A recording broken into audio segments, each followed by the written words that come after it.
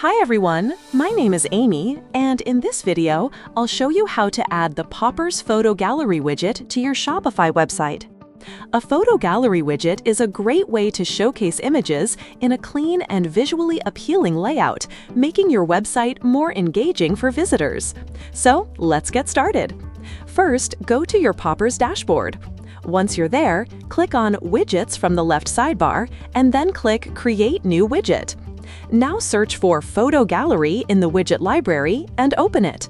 After that, choose a layout according to your preference. Once the widget editor opens, you'll see the preview on the right side and the settings on the left side. In the Photos tab, click Upload to add images. For each image, you can add a title, description, and category. Next, go to the Templates tab. Here, you can choose different templates, and the available settings will change depending on the template you select. The Photo Info option controls the information shown when users hover over the image. It can also be displayed below the image. Then go to the Settings tab. In the Watermark section, you can add a watermark.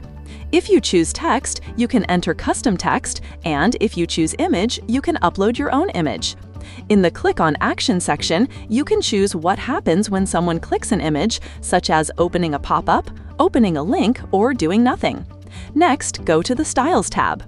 In the Colors section, you can change the background color, heading color, description color, overlay color, accent color, and filter background. In Dimensions and Effects, you can change the corner radius, drop shadow, hover effect, and font family. Once you're happy with the customization, click Publish Widget. After that, the installation code will appear. Copy the code and go to your Shopify site editor.